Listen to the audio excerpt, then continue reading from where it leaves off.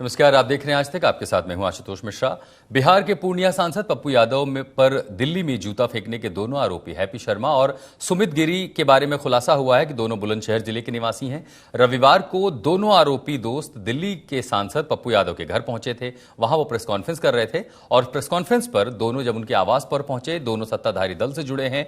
Happy Sharma BJP का ग्रामीण मंडल उपाध्यक्ष है और सुमित गिरी नगर सचिव के पद पर है। जबकि सुमित के बारे में कहा जा रहा है कि जब वो पहुंचा तब पप्पू यादव पर हमले के मामले में अब ये खुलासे हुए हैं सामने, बहुत सारी जानकारियां सामने आई हैं और उनकी पहचान भी, दोनों आरोपियों को पकड़ लिया गया और अब उनके बारे में एक से एक जानकारी सामने आ रही है। उनके बारे में पहचान भी सामने आ रही है कि दोनों का कनेक्शन बीजेपी से है। दरअसल हैप्पी शर्मा बीजेपी का ग्रामीण मंडल उपाध्यक्ष है और सुमित गिरी नगर सचिव के पद पर है। सुमित 3 बजे ऑफिस जाने की बात कहकर घर से निकला था, जिसके बाद दिल्ली में सांसद के घर पहुंचने की जानकारी परिजनों को रात में टीवी के माध्यम से मिली। दिल्ली में आज तक से बातचीत करते हुए हैप्पी शर्मा ने कहा कि पप्पू यादव के घर के बाहर तैनात पुलिस ने उन्हें और उसके सह आरोपी सुमित को अंदर जाने से पहले उनकी तलाशी भी ली। उसके पास तब तक कोई हथियार नहीं मिला था। गौरतलब है कि दिल्ली में सांसद पप्पू यादव के प्रेस कॉन्फ्रेंस के दौरान जूता फेंका गया, जिससे उनके समर्थकों और आरोपियों के बीच झड़प हुई। बुलंदशहर के निवासी आरोपी सुमित को मौके पर ही पकड़कर पुलिस के हवाले किया गया, पुलिस को सौंपा गया और चाकू कहां से आया अब इसकी जांच की जा रही है।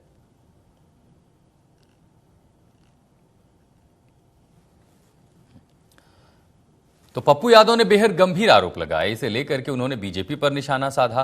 दिल्ली पुलिस का मानना है तब तक इस मामले में एफआईआर दर्ज नहीं कराई गई है।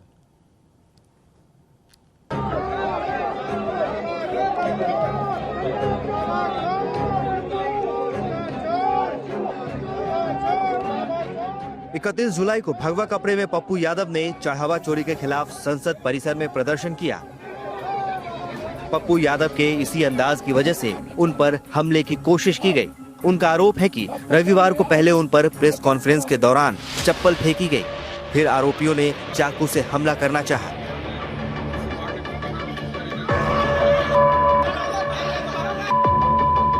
तभी समर्थकों ने एक आरोपी को दबोच लिया, वहीं पर जमकर पिटाई की और फिर दिल्ली पुलिस के हवाले कर दिया।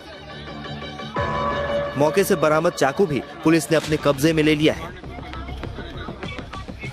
जानकारी के मुताबिक आरोपी 2 थे, जिसने पप्पू यादव की तरफ चप्पल फेंकी। वो आरोपी पकड़ा गया, उसका नाम सुमित है। अब तक की जानकारी के मुताबिक बुलंदशहर के रहने वाले सुमित का अब तक कोई आपराधिक रिकॉर्ड नहीं मिला है। सुमित अपने दोस्त हैप्पी शर्मा के साथ क्रेडा गाड़ी में मौके पर पहुंचा था। क्रेडा सुमित की अपनी गाड़ी है। सूत्रों के मुताबिक संतों के अपमान को लेकर सुमित नाराज था।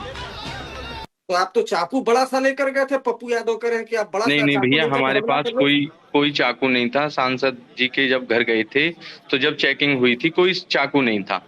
अब क्या हम ऐसे लोग हैं क्या किसी को मानने जाएंगे? हम केवल बातचीत करने गए थे। लोकतंत्र में अधिकार है, सबको बातचीत तो कर सकते हैं। ऐसे बवाल के बीच पप्पू यादव ने दावा किया है कि पिछले कुछ दिनों से उन्हें लगातार धमकियां मिल रही हैं। ये कह रहे हैं पप्पू यादव को जिंदा जला दो। हम बोल रहे हैं क्या? दूसरा ये बाबा बोल रहे हैं कि पप्पू यादव को एक शब्द नहीं रखता। पप्पू यादव को जो मार देगा उसको 11 लाख रुपया देंगे। रात में मेरे बच्चों के घर पे चले गए। पप्पू यादव की लीगल टीम ने गंभीर सुरक्षा चूक बताया और इसके खिलाफ कानूनी टीम अदालत का रुख करने की तैयारी में है। अनमोल बाली, आज तक।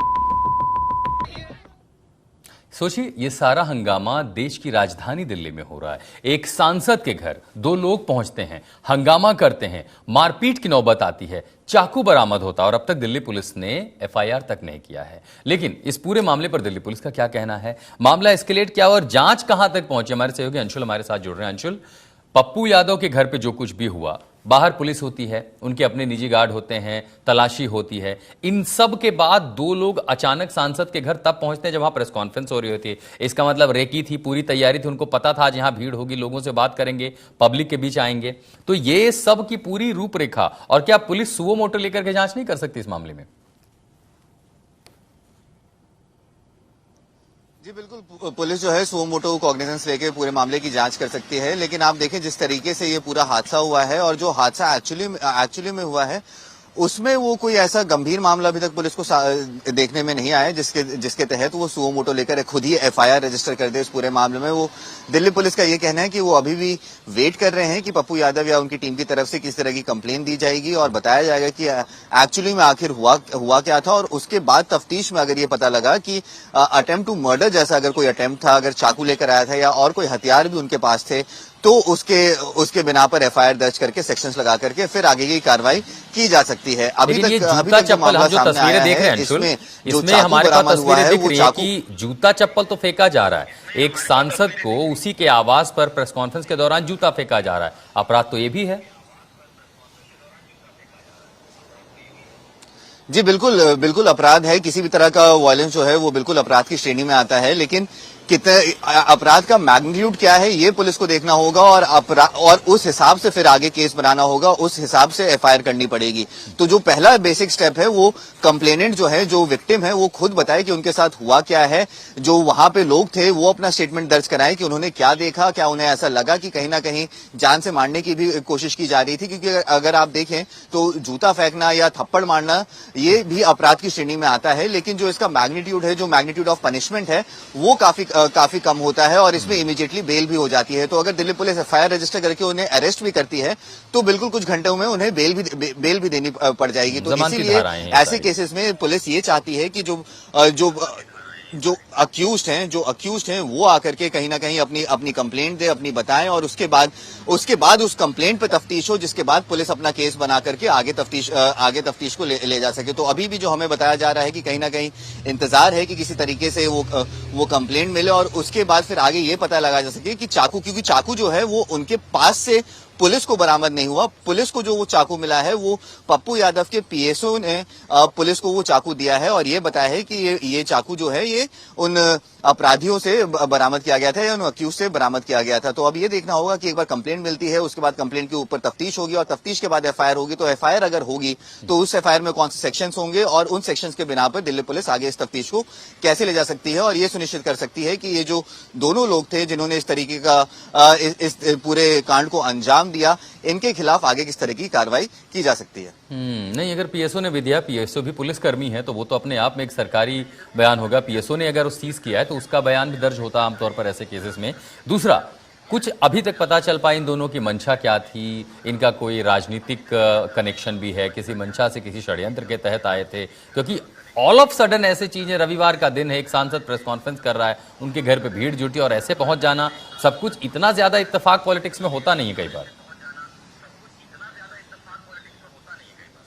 जी बिल्कुल, इत्तेफाक तो बिल्कुल नहीं है। कहीं ना कहीं उन्हें ये बिल्कुल पता था कि पप्पू यादव के घर पे जमावड़ा लग सकता है, क्योंकि प्रेस कॉन्फ्रेंस है, प्रेस कॉन्फ्रेंस पे आमतौर पे मीडिया कर्मी ही जाते हैं और इतनी स्ट्रिक्ट चेकिंग जो आमतौर पे होती है वो नहीं होती। हालांकि अगर आप पप्पू यादव का घर भी देखें तो उनके घर के दरवाजे आमतौर पर खुले ही रहते हैं। बिहार से काफी ऐसे लोग आते हैं जिन्हें उनकी मदद चाहिए होती है, तो वो उनके घर तक जाते हैं, आवास तक जाते हैं, अपनी पीड़ा, अपनी कंप्लेंट वहां उनके ऑफिस में लिखवाते हैं। तो लोगों का आना जाना उनके घर पे आमतौर पर लगा ही रहता है और सिक्योरिटी के जो चाक चौबंद प्रबंध होने चाहिए वो आमतौर पे थोड़ा पप्पू यादव के घर के बाहर थोड़ा कम ही दिखता है। और शायद ये कहीं ना कहीं ये उन दोनों लोगों को भी पता था कि संडे का दिन है, हो सकता है वहां पे भीड़ कम हो और पार्लियामेंट सेशन में है तो पप्पू यादव भी अपने घर पर ही होंगे। तो कहीं ना कहीं प्लानिंग तो हुई है, इस बारे में कोई दो राय नहीं है कि बिना प्लानिंग के इत्तेफाक से वो सड़क से निकलते निकलते वहां पहुंच गए और फिर उन्होंने इस हमले को अंजाम दे दिया। बुलंदशहर से बाकायदा गाड़ी में बैठ करके दोनों लोग यहाँ आए हैं और बताया ये भी जा रहा है, पुलिस सूत्रों का ये दावा है कि दोनों ही लोग जिस वक्त पुलिस के हत्थे चढ़े उस वक्त जो पहला अक्यूज जो पुलिस के हत्थे चढ़ा, पुलिस का ये मानना है कि वो नशे में था और इसकी भी अब जांच की जा रही है। पुलिस ने उसके ब्लड सैंपल्स लिए हैं और आगे टेस्टिंग के लिए भेज दिया गया है ताकि ये पता लगे कि वो नशे में थे और नशे में थे तो कितने नशे में थे और किस चीज का नशा था, क्या दारू का नशा था या और किसी चीज का नशा था। तो इन मामलों पे जो पुलिस के पास जो कस्टडी है उनमें ये पुलिस कर सकती है, तो ये पुलिस अभी करवा रही है। हालांकि अब ये देखना होगा कि अगर नशे में भी पाए जाते हैं तो क्या इस पूरे मामले में एफआईआर दर्ज होकर के गंभीर धाराओं में जो सेक्शंस हैं वो लगाए जाते हैं या नहीं, या फिर पप्पू यादव की तरफ से जो कंप्लेंट आती है उस कंप्लेंट में किस तरीके से पूरी घटना का विवरण किया जाता है और उसके बेस पे किस तरह की इन्वेस्टिगेशन होती है, ये अगले कुछ घंटों में साफ हो जाएगा। ठीक है अंशुल, बहुत बहुत शुक्रिया तमाम जानकारी के लिए। इस पूरी घटना को नजर आप बनाए रखें, इससे जुड़ी तमाम अपडेट भी आपको देते रहेंगे। लेकिन कांग्रेस के पूर्व नेता प्रमोद कृष्णन ने पप्पू यादव पर भगवा का आरोप लगाया। उन्होंने कहा कि राहुल गांधी और पप्पू यादव दोनों ने सनातन का अपमान किया है। ये सारा बखेड़ा खड़ा हुआ था पप्पू यादव के उस प्रदर्शन पर शुक्रवार को, जब उन्होंने संसद भवन में किया था।